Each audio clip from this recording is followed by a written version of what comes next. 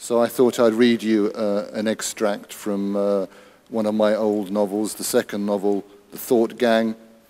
It's narrated by a philosopher, Eddie, who, through circumstances entirely under his control, ends up on the run in France. Eddie speaks very good French, so he translates all the dialogue for you. And this is from pretty much the beginning of the book. I walked up to her. "Good morning, madame," I said. "This is a bank robbery." I wouldn't have been surprised to have been told I was at the wrong counter. A robbery? She wasn't bothered, not lackadaisical, not shrill. A stoic. I could have been asking the time. "You're sure about this?" "I'm sure," I said, opening my over-large holster to reveal the cash-hungry Moor and the gun. She started plunking wads of money into the suitcase. Not slowly, not fast. I rested the gun on the counter. "Do you want the change as well?" "No, thanks." "Yeah, leave something," said a tetchy voice behind me. "I drove in this morning especially to make a withdrawal. Some people have to earn a living, you know." My dispenser has packed all the visible cash, then added a small slip of paper she had written on. "That's it. My colleague has some more." No, don't bother him," I said. That would have been greedy. "Thank you very much. Sorry to have troubled you. See you." "See you," she said, waiting for the next customer. Hubert and I walked out, Hubert billowing admiration. I could sense he wanted to unload some comments, but refrained from doing anything so out of place or unprofessional.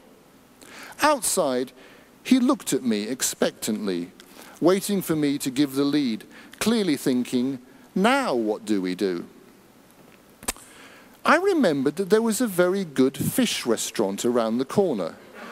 I chose to head there. Hubert whispered, "We aren't going to run a little bit?" "No," I said.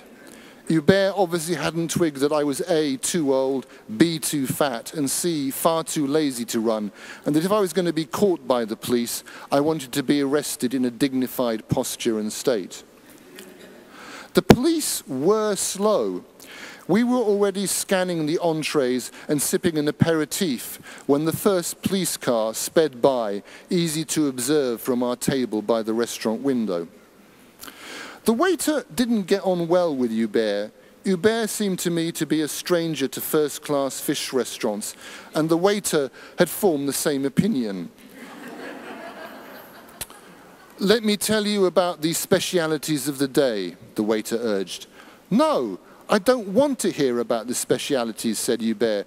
"I want the Zaruzella. We aren't tourists, you know." He concluded by curling up his lip in the manner one associates with very aggressive dogs about to bite someone. We were asked to move tables when another party arrived. Hubert was brought the wrong dish and had to ask 5 times for his beer.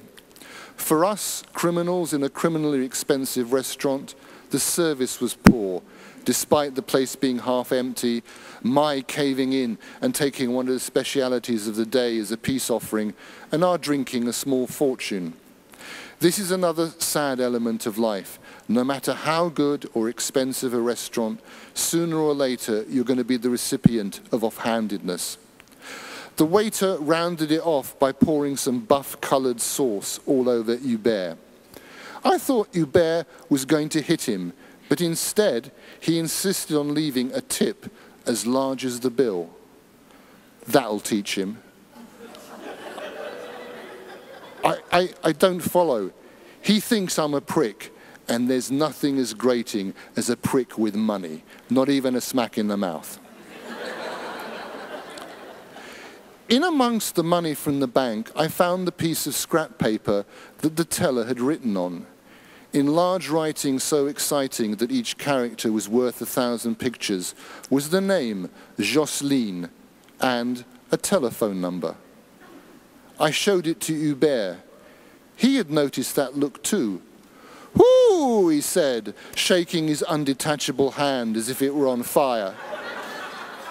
"Now, there's a woman. There's a woman who's hard to shock. On our way out of the restaurant, Hubert lifted someone's cap from the coat rack and passed it to me. We mustn't push our luck, he said, as I muffled my baldness. Outside, the police were making up for their earlier absence by a lot of presents, standing around, looking serious, talking into radios, and acting as if they had important things to consider and do.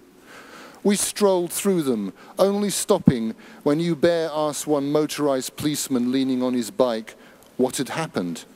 Bank robbery. "Ah, did you catch them, or have you got a good description?" asked Hubert in his public-spirited voice. "They won't get far," was the response. "Why did you do that?" I asked once we were out of earshot. "Just checking." Back in our room, Hubert kicked the cushion into the wall. "All I want to know is, are you a genius, or is this what philosophy can do for you?"